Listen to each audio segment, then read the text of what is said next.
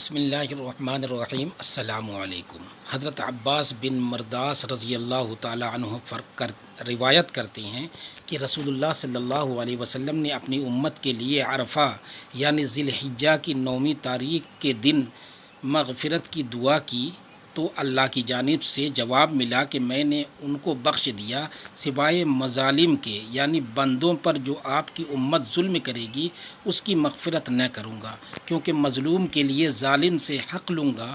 رسول اللہ صلی اللہ علیہ وسلم نے عرض کیا کہ اے پروردگار، اگر آپ چاہیں تو مظلوم کو اپنے پاس سے ظالم کی طرف سے جنت کی نعمتیں دے دیں اور ظالم کو بخش دیں۔ یہ دعا اللہ کی جانب سے قبول نہ کی گئی۔ پھر جب صبح ہوئی اور حضور صلی اللہ علیہ وسلم عرفات سے مزدلفہ پہنچ گئے تو 10ویں تاریخ کو آپ صلی اللہ علیہ وسلم نے پھر وہی دعا کی تو آپ صلی اللہ علیہ وسلم کی درخواست قبول کر لی گئی۔ راوی کہتے ہیں کہ دعا قبول ہونے پر رسول اللہ صلی اللہ علیہ وسلم کو ہنسی آ گئی۔ آپ صلی اللہ علیہ وسلم کی ہنسی دیکھ کر حضرت ابو بکر اور حضرت عمر فاروق رضی اللہ عنہما نے عرض کیا، ہمارے ماں باپ آپ پر قربان ہوں، اس وقت تو آپ ہنسا نہیں کرتے تھے، آج آپ کو کس چیز نے ہنسایا؟ اللہ آپ کو ہنساتا ہی رہے۔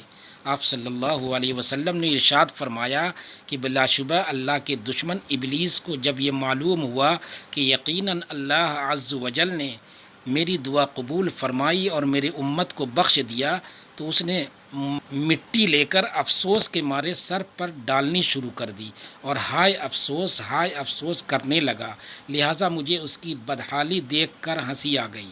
رب المعاد نے لکھا ہے کہ اس سے وہ حقوق مراد ہیں جن کی ادا کرنے کی کوشش کی گئی ہو اور کوشش کے باوجود ادا نہ کر سکا ہو۔ ابلیس ملعون کو جب زمین پر اتارا گیا تو عرض کیا کہ اے پروردگار، تو نے مجھے زمین پر اتارا اور مجھے رجیم بنا دیا، لہٰذا میرے لیے کوئی گھر بنا دے۔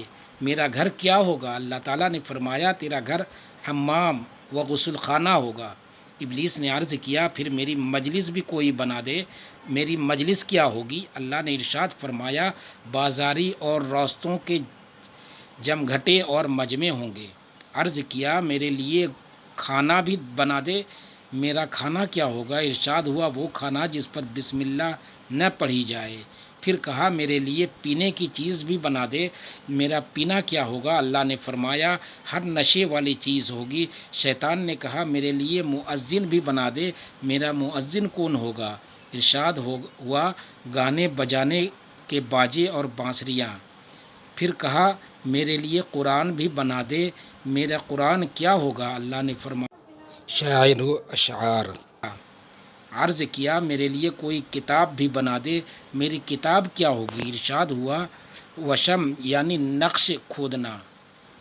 پھر پوچھا، میرے لیے کوئی رسوم بھی بنا دے۔ میرے لیے کوئی رسول بنا دے۔